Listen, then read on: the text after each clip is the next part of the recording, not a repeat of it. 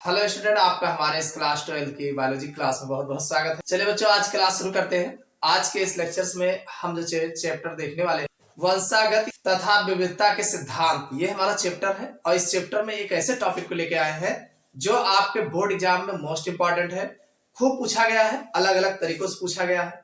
जैसा कि आज का हमारा जो मोस्ट इंपॉर्टेंट क्वेश्चन है, डाउन सिंड्रोम किसे कहते हैं, इसके कारण एवं लक्षण बताइए। ऐसा कई बार करके पूछा गया है। इसी क्वेश्चन को फिर पूछा गया है, मंगोलियन जड़ता क्या है, ऐसा भी पूछा गया है। मंगोलियन जड़ता क्या है, इसके दो प्रमुख लक्षण बताओ, ऐसा कहा गया है। इसी क्वेश्चन को फिर अलग नाम से कई बार पूछा गया है, डाउन सिंड्रोम को मंगोलियन जड़ता क्यों कहते हैं, ऐसा भी पूछा गया है। फिर इसी क्वेश्चन को पूछा गया है, डाउन सिंड्रोम को सर्वप्रथम किसने खोजा था, ऐसा पूछा गया है। और इसी क्वेश्चन के फिर पूछा गया सिंड्रोम क्या है, इसे एक सिंड्रोम का विवरण दीजिए, ऐसा भी पूछा गया है आपके एग्जाम में। तो कुल मिला के ये सारे क्वेश्चन का जवाब एक ही है। चलिए, क्या जवाब है इसको हम अच्छे समझ लेते हैं। ये मान के चलिए घुमा फिरा के हर साल आपके बोर्ड एग्जाम में पूछा जाता है। चलिए देखते हैं ये डाउन सिंड्रोम होते क्या है, या पहले आप सिंड्रोम जान लो, सिंड्रोम क्या होते हैं। आपके बोर्ड एग्जाम में अगर आता है सिंड्रोम क्या है तो आप सिंड्रोम पहले बताएंगे। देखो बच्चों, अगर हम बात करें सिंड्रोम शब्द का अर्थ उन लक्षणों के समूह से है। यानी जो सिंड्रोम शब्द है, ये इसका जो अर्थ बनता है उस लक्षणों के समूह से है जो किसी बीमारी या स्थिति को परिभाषित करते हैं। भाई ये सिंड्रोम नाम दिया है, सिंड्रोम जो शब्द है वह उन लक्षणों के समूह से है जो किसी बीमारी या स्थिति को परिभाषित करते हैं। भाई किसी विशेष बीमारी या स्थिति को परिभाषित करते हैं, जैसे डाउन सिंड्रोम और टर्नर सिंड्रोम। जैसे डाउन सिंड्रोम और टर्नर सिंड्रोम। तो डाउन सिंड्रोम, टर्नर सिंड्रोम जो है ये एक प्रकार का सिंड्रोम होता है, यानी बीमारी होती है और उस बीमारी की स्थिति के बारे में बताते हैं। तो अब ये डाउन सिंड्रोम क्या होता है, चलिए इसको हम ठीक से अच्छे से समझ लेते हैं। भाई डाउन सिंड्रोम की अगर हम बात करें तो डाउन सिंड्रोम को सर्वप्रथम एक अंग्रेज चिकित्सक जॉन लैंगडॉन डाउन ने, यानी अगर देखा जाए तो डाउन सिंड्रोम जो है इसकी खोज अगर देखा जाए, यानी इसके बारे में बताने वाले साइंटिस्ट जो थे वो एक अंग्रेज चिकित्सक थे। कौन थे? अंग्रेज चिकित्सक जॉन लैंगडॉन डाउन। नाम क्या था इनका?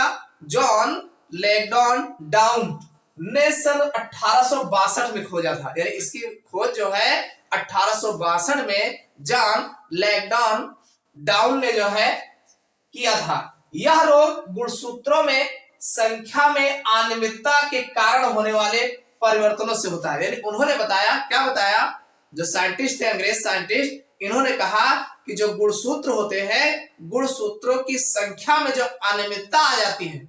भाई आप जानते हैं मनुष्य के अंदर 46 गुणसूत्र है, 23 जोड़ा बनता है, 23 जोड़े बनते हैं। तो जब 46 गुणसूत्र है तो 46 गुणसूत्र में अगर जोड़े की बात करोगे 23 जोड़ा आता है, 23 का जोड़ा बनता है, 2 जोड़े बनते हैं।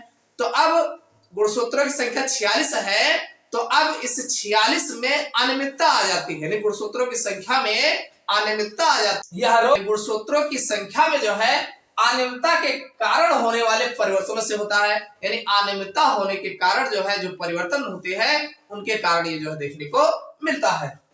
मनुष्य में कभी कभी गुणसूत्रों की संख्या 46 के स्थान पर 47 हो जाती है। अब ये कब होता है? भाई मनुष्य में कभी कभी क्या होता है, जो गुणसूत्रों की संख्या 46 होती है, 46 की जगह पे 47 हो जाती है। आप जानते हैं मनुष्यों की गुणसूत्रों की संख्या 46 है।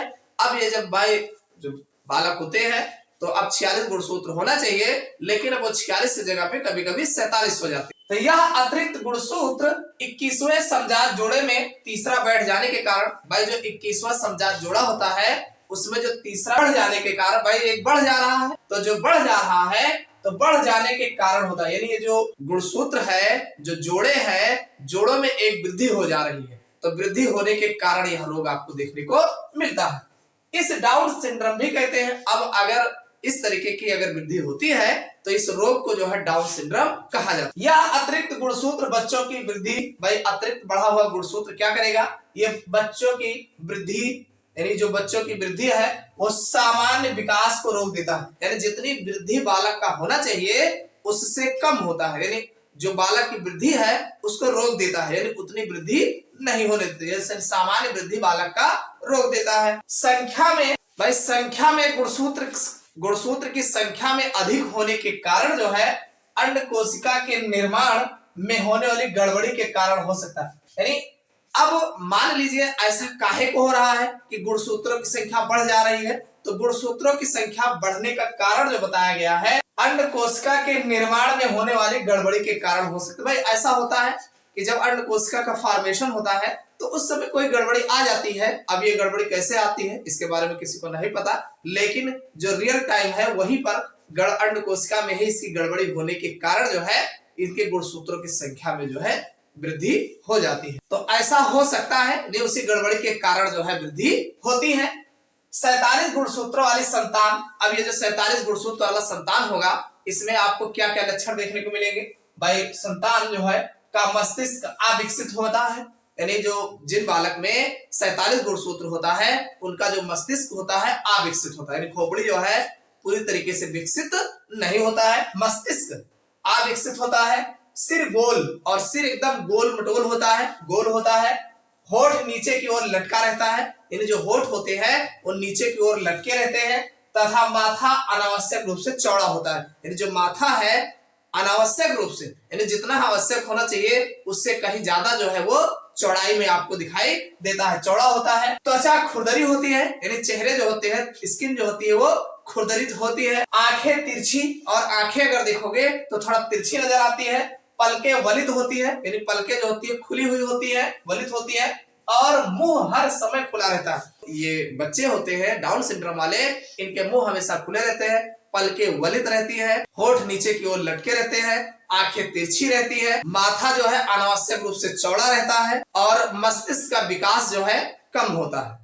तो ये सब लक्षण जो है डाउन सिंड्रोम के बच्चों को जो है देखने को मिलते हैं। और ये मंद बुद्धि होते हैं। एक बात और ध्यान रखना, इनकी बुद्धि जो है मंद बुद्धि के होते हैं। मंद बुद्धि समझ रहे हैं ना, जिनके जब मस्तिष्क का विकास होगा नहीं तो बुद्धि कितनी होगी, मंद बुद्धि के होते हैं। इनके जननांग तो सामान्य होते हैं, यानी जननांग अगर देखा जाए तो सामान्य तो होते हैं, किंतु पुरुष नपुंसक होते हैं। ऐसे पुरुष जो है ज्यादातर नपुंसक होते हैं। यही कारण है कि इसे आनुवंशिक रोग को, यानी इसी कारण जो है, इसी कारण इस रोग, ये जो आनुवंशिक रोग है इसे मंगोलिक या बेकूफी, मंगोलिक यानी इसी कारण इसको मंगोलिक कहा जाता है, या मंगोलिक बेकूफ या मंगोलियन जड़ता, यानी मंगोलियन जड़ता भी कहा जाता है। तो समझ में आ गया होगा कि मंगोलियन जड़ता क्यों कहा जाता है और जो है मंगोलिक बेकूफ क्यों कहा जाता है।